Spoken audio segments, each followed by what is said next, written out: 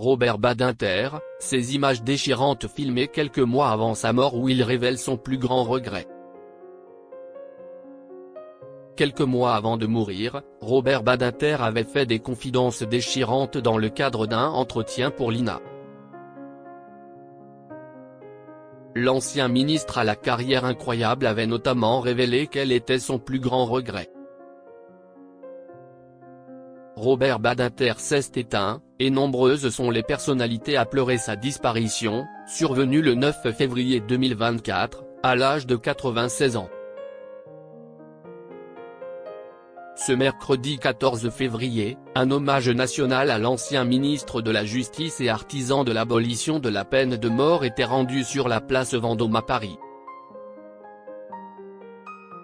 Emmanuel Macron a profité de la cérémonie pour annoncer la panthéonisation de Robert Badinter, qui rejoindra donc les plus grandes figures françaises, comme Simone Veil.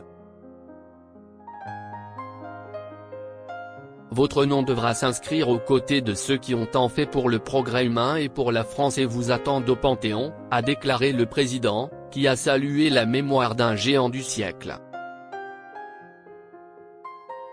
Cette vie, la sienne, qui en changea tant d'autres, qui en inspira tant d'autres, qui en éclairera tant d'autres lucides sur la chance qu'ils eurent de croiser un jour ce géant du siècle.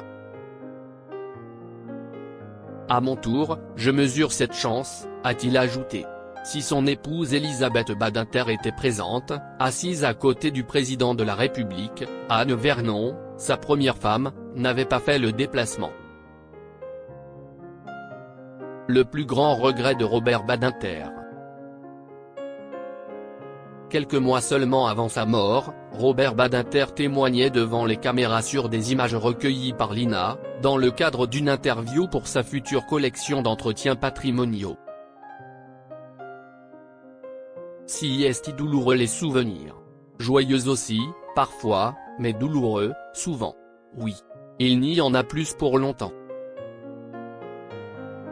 Affaibli par l'âge mais particulièrement lucide, l'ex-garde des Sceaux avait notamment révélé quel était son plus grand regret.